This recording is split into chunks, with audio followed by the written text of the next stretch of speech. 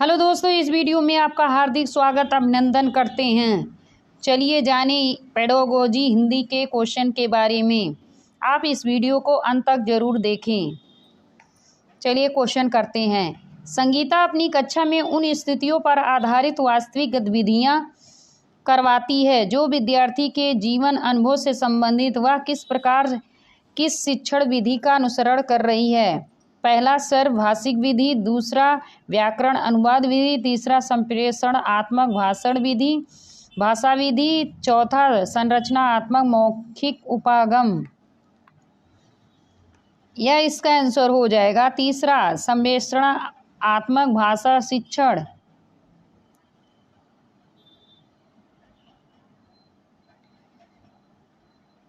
प्रत्यक्ष विधि के संबंध में कौन सा कथन सही है? प्रत्यक्ष उद्देश्य विद्यार्थियों को दैनिक स्थितियों में भाषा प्रयोग में मदद नहीं करता। दूसरा, प्रत्यक्ष विधि का उद्देश्य विद्यार्थियों को केवल कक्षा में भाषा के प्रयोग के लिए मदद देना। तीसरा, प्रत्यक्ष विधि उद्देश्य विद्यार्थियों को दैनिक स्थितियों में भाषा प्रयोग में मदद करना। चौथा, प्रत्यक्ष विधि का उद्देश्य विद्यार्थियों को पाठ सामग्री का अनुवाद करके भाषण, व्याकरण व शब्द भंडार के प्रयोग में मदद करना। इसका आंसर हो जाएगा तीसरा, प्रत्यक्ष विधि का उद्देश्य विद्यार्थियों को दैनिक स्थितियों में भाषा प्रयोग में मदद करना।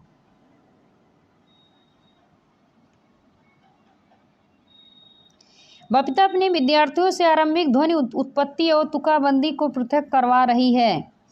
इस तरह वह उनके किस पक्ष को मजबूत कर रही है? ध्वनि विज्ञान जागरूकता, आकृति विज्ञान जागरूकता, चित्र विज्ञान जागरूकता, व्याकरण के प्रति जागरूकता।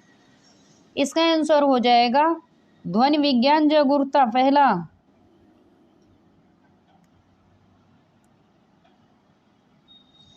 किसे सारांश पठन के रूप में जाना जाता है? सरसरी तौर पर पठन, बारीकी से पठन, डिकोड करना, कूटबद्ध करना। इसका आंसर हो जाएगा सरसरी तौर पर पठन।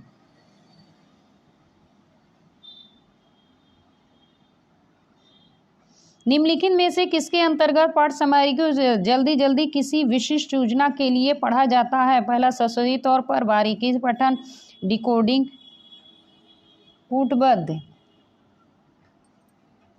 इसका आंसर हो जाएगा बारीकी पठन दूसरा।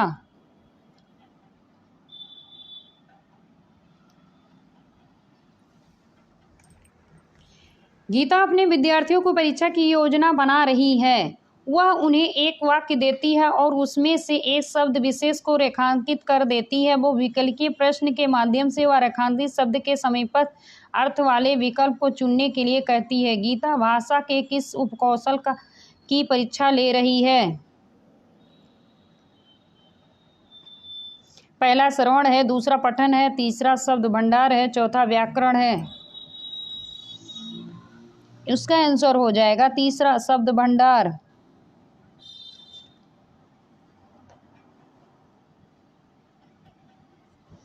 प्रेरणा अपने विद्यार्थियों की शब्द संपदा की परीक्षा लेना चाहती है। उसे क्या नहीं करना चाहिए? बिना किसी संदर्भ के शब्दों के अर्थ पूछना, वाक्य में किसी शब्द को रेखांकित कर उसका समानार्थी पूछना, वाक्य में किसी शब्द को रेखांकित कर उसका विलोमार्थी पूछना, अनुच्छेद से कुछ शब्द देकर संदर्भ में उनके अर्थ खोजना। इसका आंसर हो जाएगा पहला, बिना किसी संदर्भ के शब्दों के अर्थ पूछना।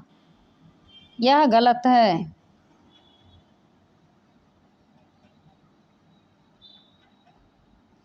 देवीना अपने विद्यार्थियों को निम्नलिखित अनुच्छेद देती है। आज मैं डैश की गई और कुछ फल और सब्जियां खरीदी।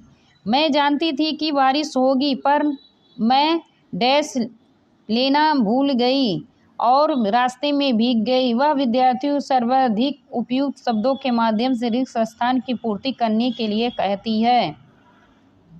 रिक्त स्थान की पूर्ति के लिए देवीना विद्यार्थियों को क्या करना होगा?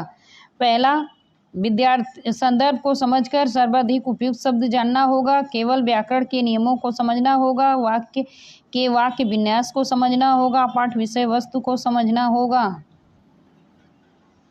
इसका आंसर हो जाएगा पहला, संदर्भ को समझकर सर्वाधिक उपयुक्त शब्द जानना होगा।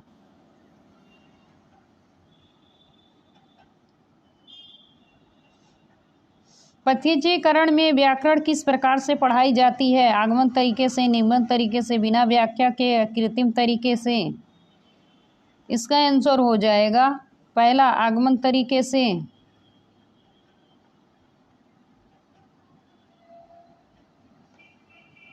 पाठ्यक्रम डिजाइन में प्रस्तुतिकरण अपने आप में किससे संबंधित है? वे प्रक्रियाएं जिनसे कोश विषयक और व्याकरण विषय वस्तु का चयन किया जाता है। वे सिद्धांत जिससे विषय वस्तु का संयोजन और कर्म निर्धारित किया जाता है। तीसरा, सूचना प्रस्तुत करने की तकनीक। चौथा, भाषा शिक्षण की विशिष्ट प्रक्रियाओं का इस्तेमाल करना। इसका आंसर हो जाएगा दूसरा, वे सिद्धांत जिनसे विषय वस्तु का संयोजन व कर्म निर्धारित किया जाता है।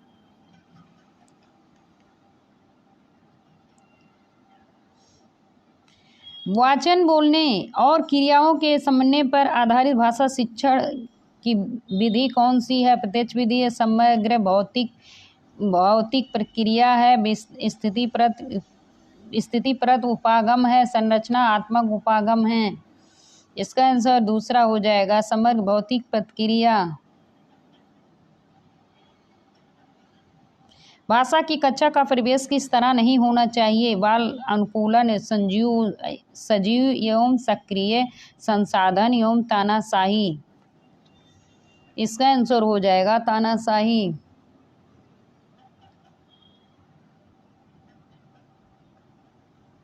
निम्नलिखित में से किसकी उत्पत्ति भाषा की प्राकृत और सामाजिक संदर्भ में पाठ्य सामग्री की भूमिका के विधा सिद्धांत से हुई है? पाठ्य सामग्री आधारित निर्देशन, समग्र भाषा, विषय वस्तु आधारित निर्देशन, परामर्श कोश या सजस्टोपिया।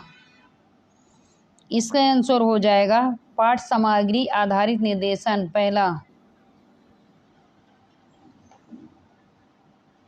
भाषा के विविध प्रकार जो दूसरों से केवल उच्चारण में ही भिन्न नहीं होते बल्कि शब्द भंडार, व्याकरण, शब्द कर्म में भी भिन्न होते हैं, वे किस रूप में जाने जाते हैं? बोली है, उच्चारण, लज्जा है, अपबोली है, विशिष्ट शब्दावली है।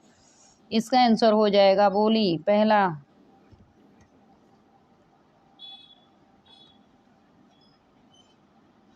आर्मी विधि किस नाम से जानी जाती है?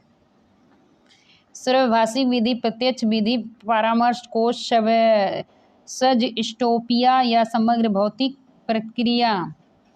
आर्मी विधि यह है सर्वभाषिक विधि। वीडियो अच्छी लगे तो आप सभी लाइक, सब्सक्राइब, ज़्यादा से ज़्यादा शेयर करें। धन्यवाद।